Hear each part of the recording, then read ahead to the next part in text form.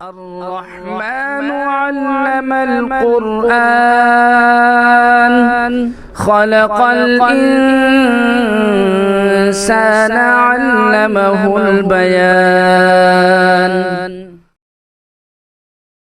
بسم اللہ الرحمن الرحیم۔ شروع کرتا ہوں اللہ تعالیٰ کے نام سے جو بڑا مہربان نہایت رحم والا ہے۔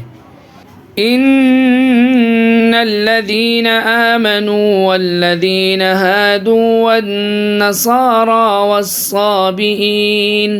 والصابئين من آمن بالله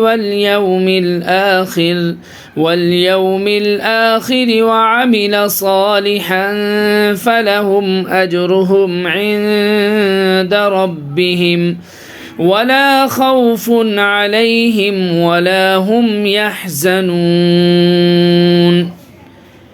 حق تو یہ ہے کہ جو لوگ بھی خواہ وہ مسلمان ہوں یا یہودی یا نصرانی یا صابی اللہ اور آخرت کے دن پر ایمان لے آئیں گے اور نیک عمل کریں گے، وہ اللہ کے پاس اپنے اجر کے مستحق ہوں گے اور ان کو نہ کوئی خوف ہوگا نہ وہ کسی غم میں مبتلا ہوں گے۔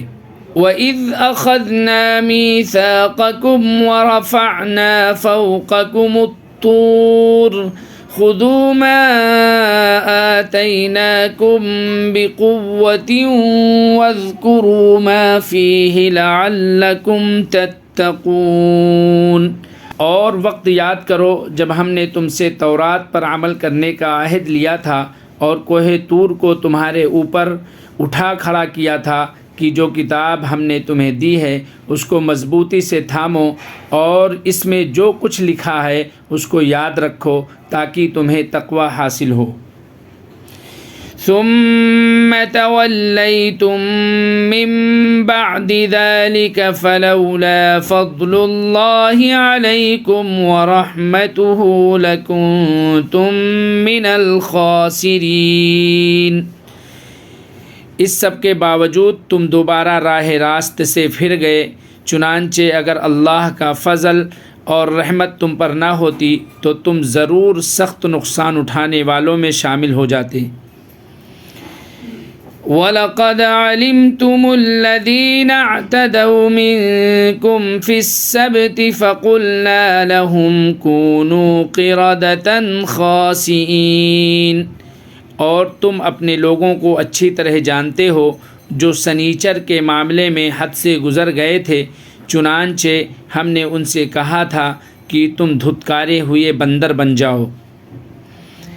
فَجَعَلْنَاهَا نَكَالًا لِمَا بَيْنَ يَدَيْهَا وَمَا خَلْفَهَا وَمَوْعِظَةً لِلْمُتَّقِينَ۔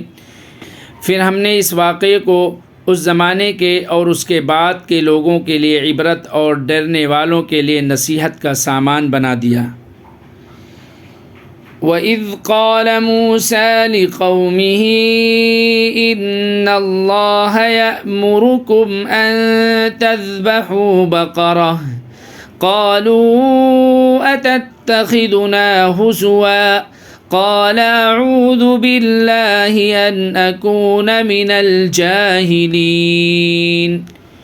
اور وقت یاد کرو جب موسیٰ نے اپنی قوم سے کہا تھا کہ اللہ تمہیں حکم دیتا ہے کہ تم ایک گائے ذبح کرو، وہ کہنے لگے کہ کیا آپ ہمارا مذاق بناتے ہیں؟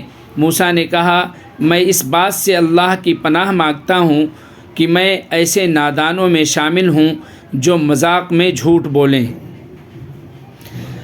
قالوا ادع لنا ربك يبين لنا ما هي قال إنه يقول إنها بقرة لا فارض ولا بكر عوان بين ذلك فافعلوا ما تؤمرون۔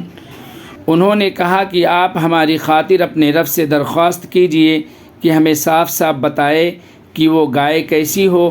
اس نے کہا اللہ فرماتا ہے کہ وہ ایسی گائے ہو کہ نہ بہت بوڑھی ہو نہ بالکل بچی، بلکہ ان دونوں کے بیچ میں ہو، بس اب جو حکم تمہیں دیا گیا ہے اس پر عمل کر لو۔